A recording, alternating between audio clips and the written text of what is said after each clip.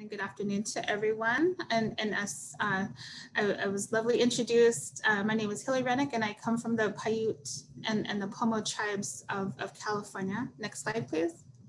So a little bit of background. I'm going to show you a little bit of background of the legal scheme of that, what we have to deal with, and of course, and this is a Papo Bowl, and this was part of the discovery process of what the legal framework of what I work today.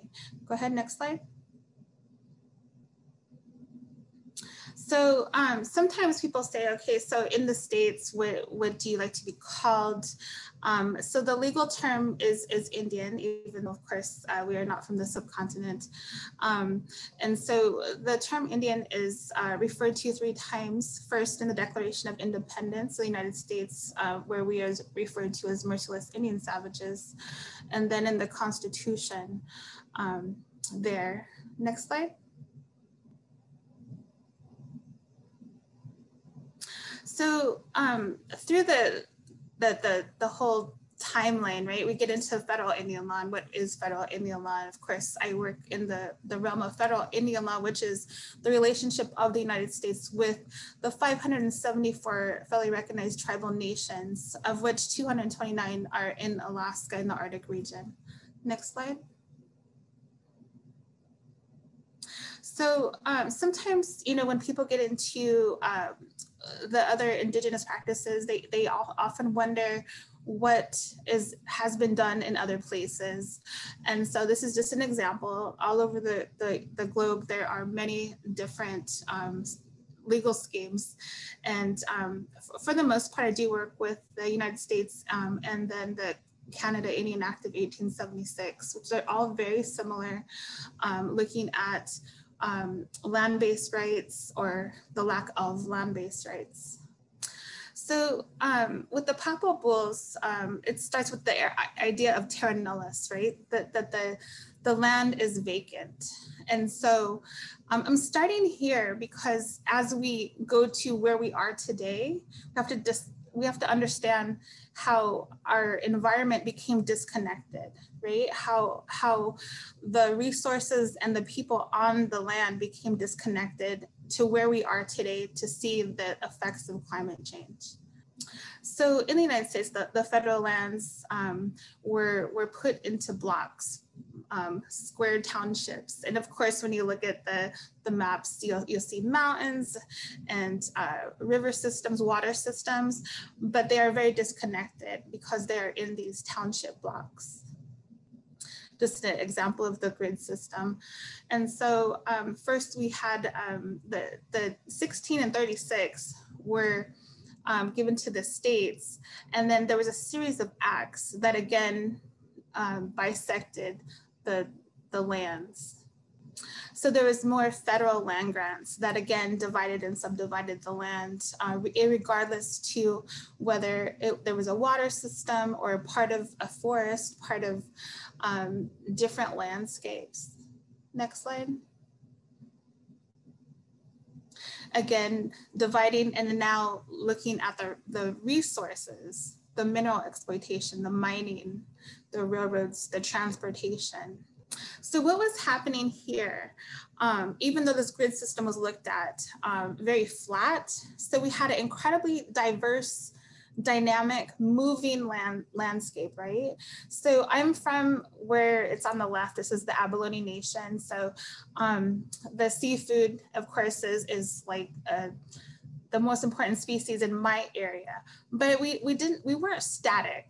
So we took the nutrients and we traded, right? And so even today, like I have the abalone and it's part of our culture, traditions, and it is, you know, has been exploited to the point of near extinction right now. Next slide. So again, looking at the intertribal trade networks, moving nutrients across the continent. And so my examples here are, of course, in what is now the United States, but this happened all over the world, right? So no people were static and just stayed, right? They're moving. And as people were moving and trading and engaged in commerce, they were taking with them, right? Here in this example, we have the coastal resources are moving inland, and there's small trade networks, and then the larger epicenters, because some places on the landscape, they go ahead, they attract the energy, right? There's some places in commerce that over and over throughout time, there's large cities there, right? You see it all over today. And so my examples, of course, are in my homeland, but it is replicated all over the place, right? And looking at it through time, through the archaeological record, some of the same food systems are found in place in 10,000-year-old archaeological sites. So the importance of traditional foods today, right? As we go through time, getting up to the common era, of course, culture, religion, health and wellness, the reciprocity and respect for the natural world, right? So the photo on the left is a Pacific Northwest tribal person, and they take that first salmon that comes up the creeks, and they see it as a gift, right? From the higher being, from the creator of the universe. And they give thanks to that salmon, and they return it back to the river system as a thank you, because also that salmon, the carcass nourishes the soil and nourishes everything around it, right? So we are part of that reciprocity, that moving dynamic system. And then the photo on the right is an Apache coming of age ceremony, where a young girl, she is brought as she becomes a woman, and they put pollen, right? Pollen, and there's a ceremony for 4 days where she is looked at as the part of creation, because she brings life into the world. So they all and come together and they pray and they feast, right? Food is a binder. We have ceremony and it involves food. And of course you want to have the cleanest food for your loved ones. And then so I work with the treaties, and the treaties are contracts basically, right? And so some of the treaties or some of the cases, like this one's 1905, it shows that a treaty between the United States and the Indians is not a grant of rights to the Indians, but a grant of rights from them, a reservation of those not granted, right? So just like looking at the land base, who has the rights to land, who has access, who has the ability to use, right? So the first photo is rice. It's wild rice, right? They're harvesting wild rice. And then, the other drawings are just a representation of what the villages did look like. And then removal. So this is kind of like where the movies start. Where if there's any movies with like North American Indians, it starts at the removal, right? The reservation period. But what was really important part of that is the taking of the food, right? So when you control the food, you control the people. So here on the bottom, the United States Army rounded up North American Indians and did not let them leave. They were there. My grandmother was born a prisoner of war. And then up on the left is abalone, right? So then they went and controlled the seafood, controlled the food. And then on the right, it's the buffalo, right? So they killed all the buffalo. And then in the middle is what the agricultural product is now, today. And so where people were not allowed to leave, they were controlled, and then they get government commodities, which is the pork right in the middle, and then down in the older picture, they're giving flour, right? Flour, sugar, salt.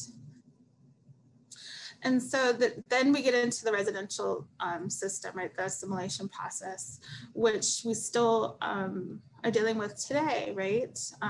The forced removal of the children. So then when you take the children out of the home, you break up intergenerational families, you break the system of teaching, right?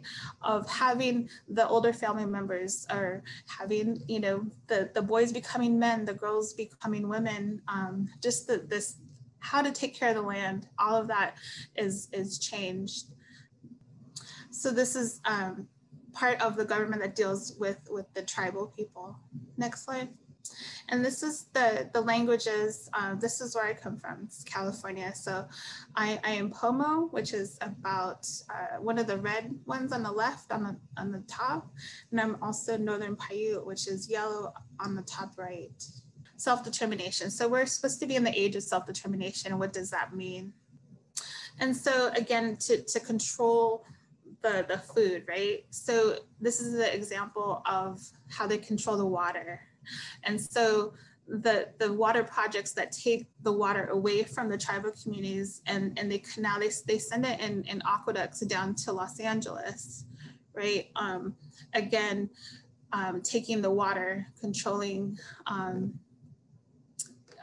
the food, right? The right to life. What is the right to life? You need the ability to subsist. It's very hard, right?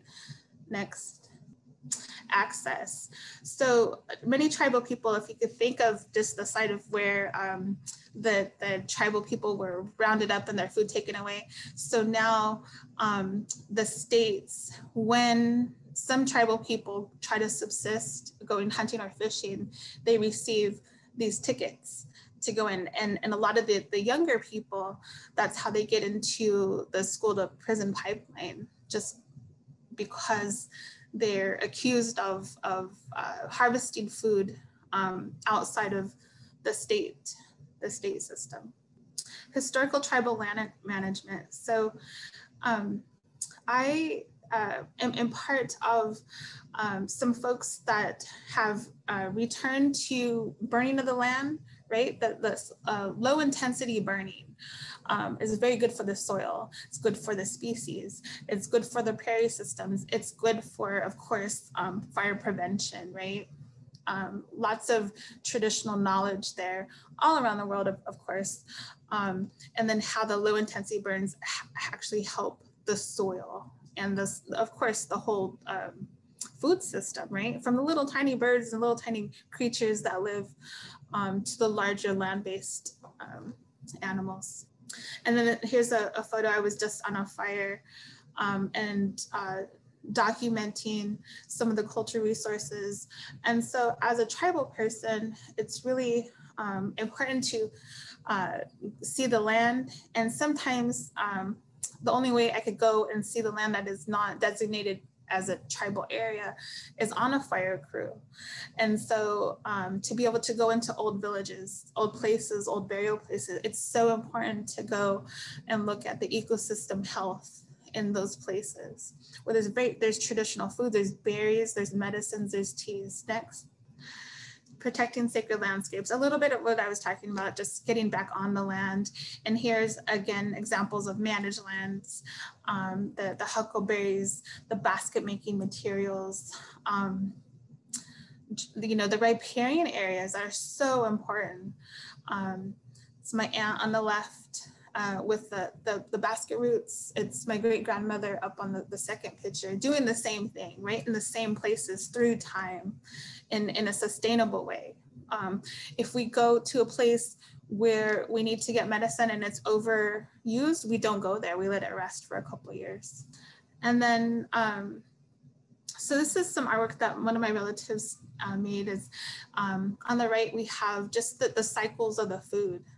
And of course, with climate change, these are changing, right? When you knew that some of the species would bud in like March, but now they're not coming until June, right?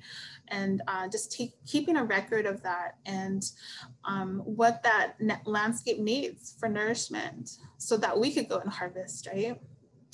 And this is one of my friends, Cara Romero. This is her daughter and her niece. And it represents the gold and the oil, and how we as the larger mainstream society now has chosen those resources over our foods. And then this is just some of the actions, right, call to actions that people have done. And again, a lot of food sovereignty, a lot of use, access issues, human rights issues. Like one of the top three, because of the boarding schools, because of colonization, and Native women are, like the third leading cause is murder and suicide and depression. You mentioned quite a lot about how the tribal point of view is very much that nature and people are interconnected. So could you tell us a little bit more about this interconnectedness and perhaps, in your view, how that contrasts to perhaps the more mainstream perspectives on nature being something separate from people? Right. So of course, in different regions, it kind of means different things. So we have different examples. So like for agricultural peoples, of course, the soil health, and then everything that's connected to that, the pollinators, right? And how just the crops that we grow now, we collectively, we mainstream, and how that damages the soil health. And the animals, and then just the overuse of how that works. So I come from basket weavers, I come from subsistence people, I come from hunters and fishers. And so when people are out on the landscape, they see the conditions. So part of, I think, one of the problems is that we collectively, all of us, right, in this day and age, we became disconnected to our food systems. And so when you're out and you're gathering berries or you're digging roots, you see the health and of course when you're gathering food for your loved ones, for yourself, your family, your spouse, your grandparents and children, you want the best food. So you would harvest where the water is clean, where the air is not visibly, there's not a discharge that you see. So I think that because people have become disconnected, that's where we start to see the problems. When you're out on a landscape and you see like a berry patch and it's overpicked, you just leave it alone, right? Or if you go out to go fishing and there's just a bunch of trash, I've stopped and just picked up the trash, right? And you leave it alone until that system recovers. And so we haven't allowed our system to recover. Yes, absolutely. I think that's such a problem. There seems to be a one size fits all where no matter what the problem is, there's no adaptation. We just go ahead with the plans we have in mind already. And I think seeing the state of nature and adapting to it is so important. So I was just thinking the free from tags and the organic certifications have become quite trendy these days, especially for like the upper middle class and like more organic supermarkets like Whole Foods. What do you think of that? Do you think that that's something positive or is it half-hearted?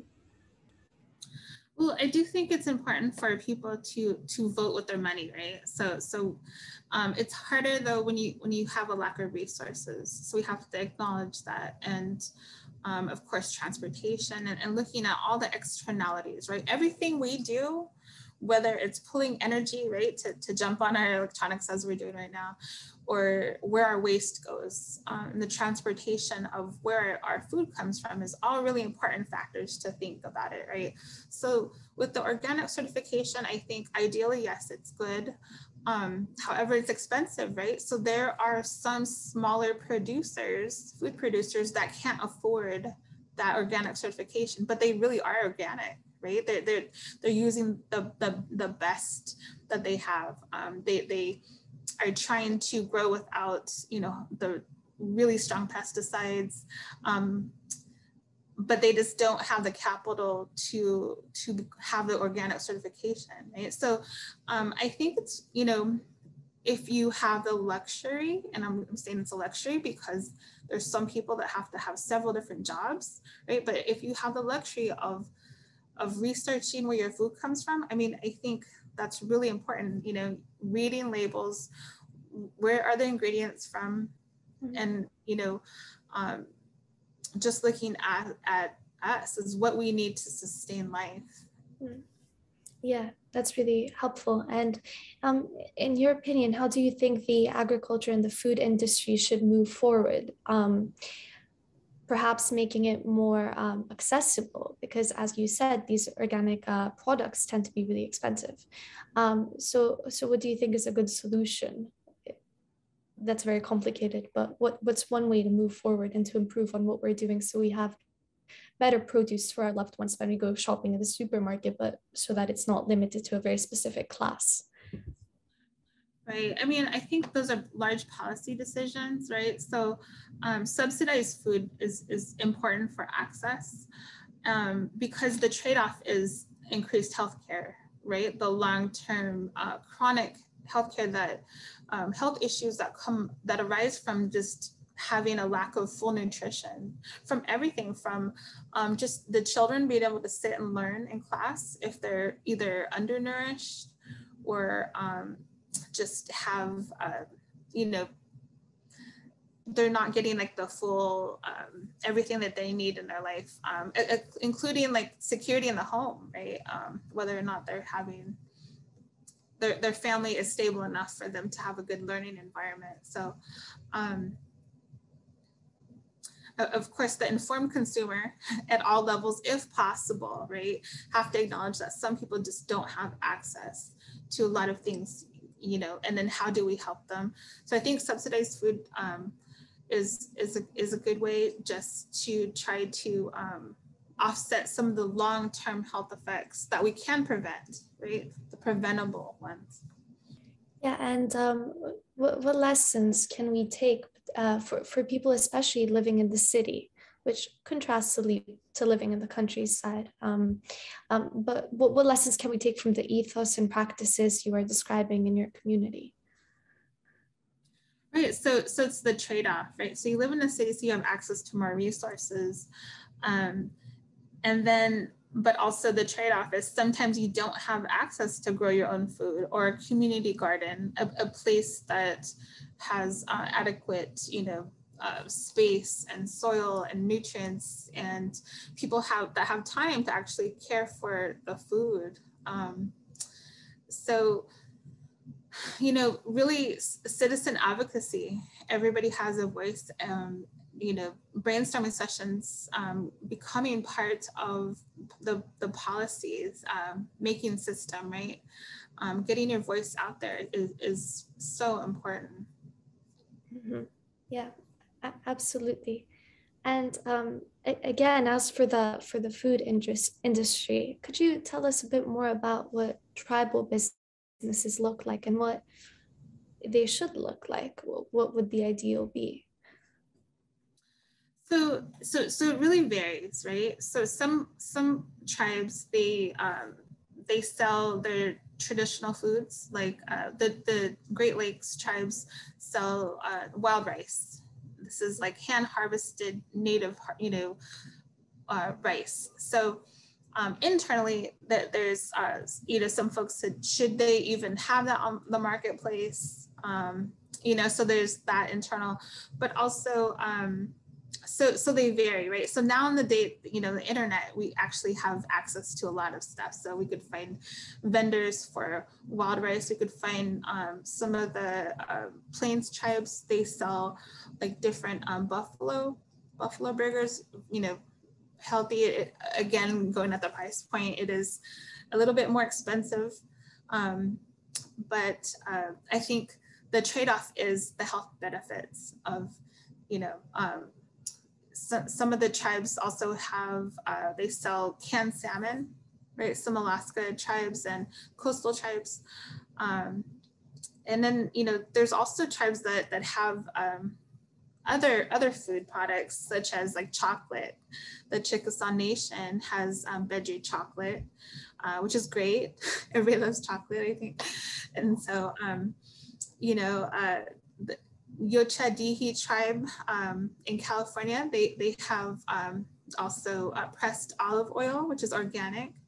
And so it's not traditional foods, but it is, tribal business. And I think it's always important to, again, vote with your money when possible.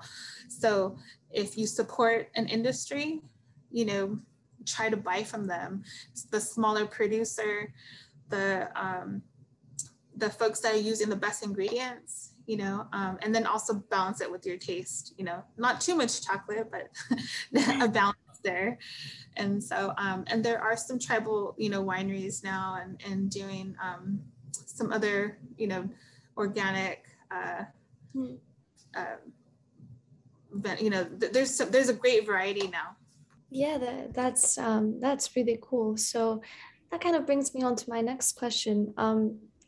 How do we empower these businesses and beyond, not only the businesses, but the tribes in general, from the inside out rather than from the outside in, which usually tends to happen, and it's more imposing and not really empowering at all in the end? Right. I think all over, just the future, future generations are always important. It's always important to reach back and to fill your shoes. So to identify the leadership and to really, not just encourage people to go to universities and everything, that's important, but also to look at what the ideal community would be. So, right. So not only do you need, of course, doctors and lawyers and engineers, but you also need tradespeople. You need the whole gamut, right? You need the farmers, you need the subsistence people, you need the thinkers, you need every single part of what your ideal community would be. Yeah, I guess redefining the ideal and the ideal community is really important. And you mentioned education a little bit, and I mean, you have a very diverse background in education. So as far as education, how do you think the system should change to better reflect the world, its diversity and intersectionality, really? Well, it's I think education, but like how we think of education. So if you're taking up a trade, that's still education, right? If it's so interesting because you did, I do have formal education, but what I grew up with in my community, as I went through the system, right? First, the undergraduate system said everything is wrong, right? As a Native person, all your information is wrong, and then to go all the way through the end and then through law school, and then to find out it was right? So so we have to think critically at the whole. What is the solution for each community, because it's different. And so you have to look. So for tribal communities, we mostly look backwards. And I don't mean like in a negative way. I mean that we had societies that thrived for thousands of years. So we look towards what worked there, even though the system now, the patchwork, is very disconnected, right? So when we're looking at preserving a water system, like the river, and so the headwaters are very important for nourishment, for cleaning the water, for all the species that live there, whether it's salmon or some other species. And so the way the system is that it bisects that parcel, you know what I mean? So it's really hard to save or work in like a forest when one square is managed differently than the next square, right? So the next square might be clear cut, but that's upstream in a river system that has endangered species in it. And then how does that affect the downstream people in the cities, right? It does affect them, whether or not they're aware of it. So, so you have to be aware of it, of the systems that surround you. You don't have to buy into them, but you can't ignore them, right? So you're not going to fix anything by ignoring the problem. So you have to pull every single issue in, including the economic issue, in order to fix the problem.